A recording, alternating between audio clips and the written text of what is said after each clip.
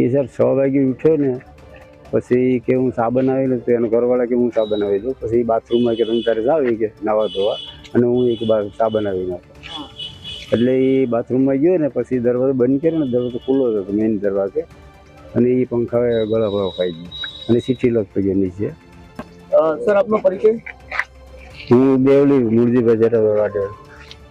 Sir શું થયું હતું? એ સર 6 વાગે ઉઠ્યો ને પછી કે હું ચા બનાવી લઉં, તો એનો ઘરવાળા કે હું ચા બનાવી દઉં. પછી બાથરૂમમાં કે તમે તારે જાવ કે નાવા ધોવા, અને હું એક બાર ચા બનાવી નાખું. એટલે એ બાથરૂમમાં ગયો ને પછી દરવાજો બંધ કર્યો ને, દરવાજો ખુલ્લો હતો મેઇન દરવાજે, અને એ પંખા ગળા ખાઈ ગયો અને સીટી લગતો ગયો નીચે. સુસાઇડ નોટ મળી છે અને એના પત્નીને ઉદ્દેશીને એણે લખેલું છે કે આ સુસાઇડનું કારણ માત્ર ને માત્ર બીએલઓની કામગીરી.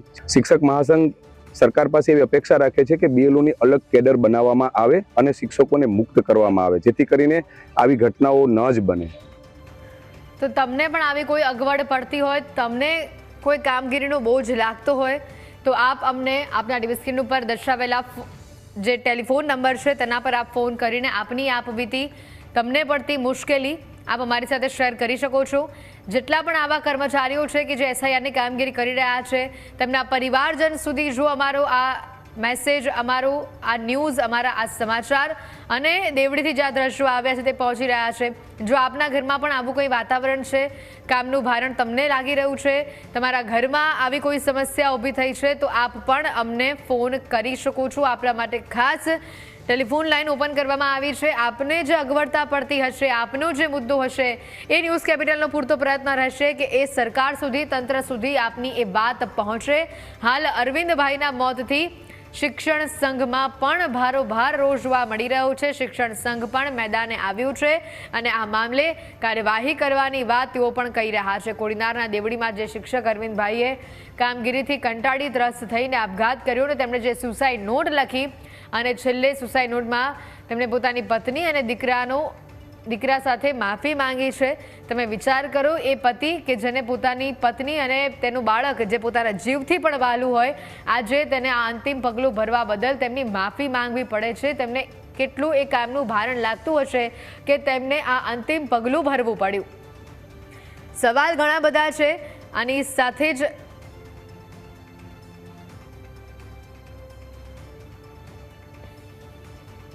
હમણાં જ સમાચાર પ્રાપ્ત થયા છે. ચૂંટણી પ્રક્રિયામાં સરની કામગીરીના દબાણના કારણે કોડીનાર તાલુકામાં ગીર સોમનાથ જિલ્લામાં શિક્ષકે આત્મહત્યા કરી છે. સૌપ્રથમ તો અખિલ ભારતીય રાષ્ટ્રીય શૈક્ષિક મહાસંઘ છેલ્લા અઠવાડિયાથી સરકારશ્રીના ધ્યાન પર આ બાબત લાવી રહી છે. 15મી તારીખે આવેદનપત્ર તમામ વિધાનસભા મત વિસ્તારમાં આપ્યું છે.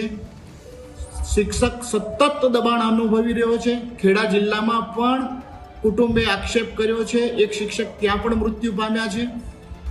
આ એવી પ્રક્રિયા જે છે કે જેના કારણે માનસિક સંતુલન ગુમાવવાના કારણે, અને જેને સાદી ભાષામાં કહીએ કે શિક્ષક એટલો હતોત્સાહ થઈ ગયો છે કામગીરીના કારણે કે જેથી એ આત્મહત્યા તરફ પ્રેરાયો છે.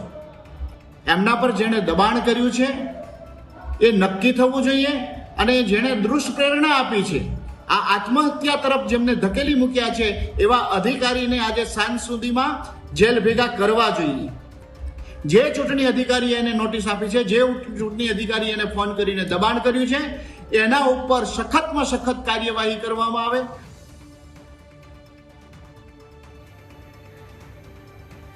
તો હાલ જે આ તસવીરો સામે આવી રહી છે, આ સુસાઇડ નોટની તસવીર હાલ આપ જોઈ રહ્યા છો કે જે અરવિંદભાઈએ અંતિમ પગલું ભર્યું અને તેમણે આ સુસાઇડ નોટ લખી. અમારા આઉટપુટ એડિટર જીગર પણ આપણી સાથે ફોન લાઈન પર જોડાયા છે. જીગર, જે આ સુસાઇડ નોટ સામે આવી છે અને આની સાથે કેટલા લોકોની જે પ્રતિક્રિયાઓ પણ સામે આવી છે, જે ઘણા બધા સવાલો ઊભા કરી રહી છે.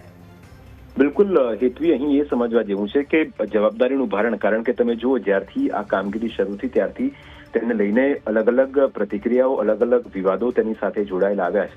પણ હવે અહીં એ સમજવા જેવું છે કે એક વ્યક્તિ કે જેના પર જવાબદારીનું ભારણ હતું અને એ ભાર તે સહન ન કરી શકતા, તેણે સુસાઇડ નોટનો એની અંદર ઉલ્લેખ કર્યો અને એક શબ્દશઃ પોતાની આખી પીડા વર્ણવી છે. હવે કામનું ભારણ તમે કોઈ પણ જગ્યાએ હોય ચોક્કસ એનું રહેતું હોય, પણ આટલું બધું ભારણ આવવાનું કારણ એક તો શું જે સિસ્ટમ જે બનાવવામાં આવી છે એ લોકો સપોર્ટ નથી કરતા, અથવા તો લોકોને સમજાવવામાં તકલીફ પડે છે. અને બીજું, જે રાતનો મેસેજ જે ઓફિસર દ્વારા, મામલતદારનો દ્વારા મેસેજ આપવામાં આવે છે કે આટલા વાગ્યા સુધી ગમે તેમ રીતે આ કામ પૂરું કરવાનું છે. બીજું કે 4 મહિના જેટલો સમયગાળો આખી આ પ્રોસેસની અંદર આપવામાં આવ્યો છે. ધીરે ધીરે એક આખી સિસ્ટમ સેટ થઈ રહી છે, તો પછી શા માટે આટલું બધું ભારણ આપીને કોઈ ટાર્ગેટ આપવામાં આવ્યા હતા, એના કારણે શિક્ષકોને આ પ્રકારની તકલીફ પડે છે. બીજું કે ન માત્ર શિક્ષક, ક્લાસ 2 ઓફિસર હોય તેમને પણ આ આખી જે કામગીરી છે એની અંદર જોતરવામાં આવ્યા છે. ઘણી બધી સમસ્યાઓ છે, ઘણા બધા એ પ્રકારની ટેકનિકલ ખામીઓ પણ છે કે જેના કારણે લોકોને ક્યાંક 2002 પહેલાની વિગતો મેળવવામાં તકલીફ પડે છે. હવે જો કોઈ વ્યક્તિ એ ફોર્મ ભરીને આપી દે તો એ પણ એક સમસ્યા રહેતી હોય છે. એટલે BLO નું કામ ફક્ત ફોર્મ ભરાઈને પૂરું થતું નથી. એ BLO તમારા ફોર્મ કલેક્ટ કરીને પછી એની એન્ટ્રી સિસ્ટમની અંદર કરે છે, અને કેટલાક કિસ્સાઓમાં હેતવી 2002ની જે વિગતો છે 2002 પહેલાની એ વિગતો પણ હવે એ મેળવવા માટેની એક જદ્દોજહદ છે. બીજું કે તમારું જે જૂનું અલગ અલગ ઠેકાણે જે તમે રહેતા હતા એ જે ઇલેક્શન કાર્ડ હતું એનું શું છે. એટલે આ તમામ રીતે જી ફોર્મ ભરવા કરતા આ તકલીફો હેતવી અત્યારે વધારે પડી રહી છે. આપણી સાથે અરવિંદ પણ અહીંયા સીધા જોડાયા છે અને તેમની સાથે પણ વાત કરીશું. અરવિંદ, આપ હાલ ક્યાં ઉપસ્થિત છો અને જે આખો આ મામલો સામે આવ્યો છે, ગામ લોકોમાં, શિક્ષક સંઘમાં આને લઈને ભારોભાર રોષ છે? એ ચોક્કસ જણાવું તો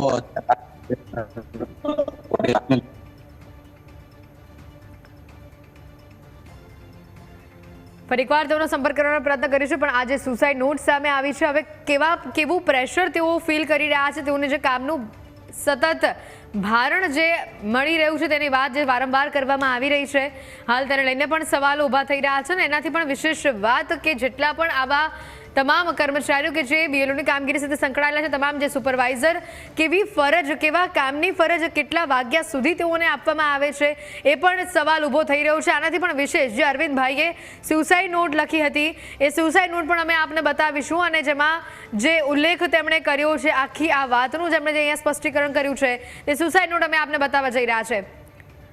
ત્યારે મારી પાછળ આપ આજે સુસાઇડ નોટ જોઈ રહ્યા છો જેમાં લખવામાં આવી રહ્યું છે, અને આ સુસાઇડ નોટમાં જેટલી પણ બાબતોનો ઉલ્લેખ કરવામાં આવે, જુઓ, મારાથી કોઈ પણ કાળે હવે આ SIRનું કામ થઈ શકે તેમ નથી, અને હું છેલ્લા ઘણા દિવસોથી સતત થાક અને માનસિક તણાવ અનુભવું છું.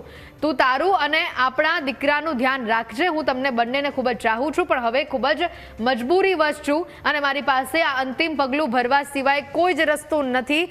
અરવિંદભાઈ દ્વારા તેમની પત્નીને આ સુસાઇડ નોટ લખવામાં આવી છે. સાથે જ લખ્યું છે કે મારો આ થેલો અહીંયા પડ્યો છે, તેમાં બધું જ કામગીરીનું સાહિત્ય છે, તે સ્કૂલે આપી દેજે. I am very sorry my dear wife Sangeeta and my loving dear son Krishe. અને સાથે જ તેમણે અહીંયા સમયનો પણ ઉલ્લેખ કર્યો, સવારે 6:35 આજની તારીખ. અને અરવિંદભાઈનું જે આ સુસાઇડ નોટ છે જે સામે આવી છે, આ સુસાઇડ નોટથી અન્ય લોકો કે જે આ કામગીરી કરી રહ્યા છે, આ કામગીરી સાથે જોડાયેલા છે, તેઓમાં પણ રોષ જોવા મળી રહ્યો છે. શિક્ષક સંઘ પણ આ મામલે રોષ અનુભવી રહ્યું છે.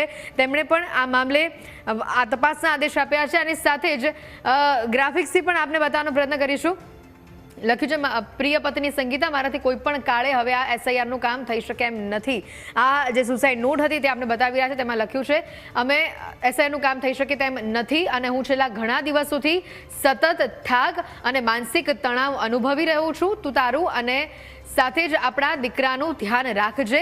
હું તમને બંનેને ખૂબ જ ચાહું છું. અને સાથે જ લખ્યું છે કે હવે હું ખૂબ જ મજબૂર બની ગયો છું અને મારી પાસે આ અંતિમ પગલું ભરવા સિવાય કોઈ જ વિકલ્પ, કોઈ જ રસ્તો નથી. મારો આ થેલો અહીંયા પડ્યો છે, તેમાં બધું જ કામગીરીનું સાહિત્ય અંદર છે, તે સ્કૂલે આપી દેજે.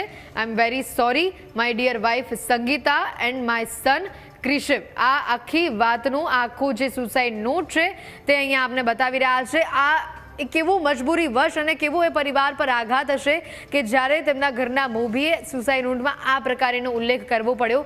એવું કયા પ્રકારના કામનું ભારણ તેમના પર હશે કે તેમને આજે આવું અંતિમ પગલું જે છે તે ભરવું પડ્યું, અને તેના ધર્મપત્ની અને દીકરાને ઉલ્લેખીને તેમણે આ સુસાઇડ નોટ લખી છે. આ મામલે હાલ શિક્ષક સંઘ પણ જાણે મેદાને આવ્યું હોય તેવું જોવા મળી રહ્યું છે. શિક્ષક સંઘમાં પણ આ ઘટનાને લઈને ભારોભાર રોષ જોવા મળી રહ્યો છે.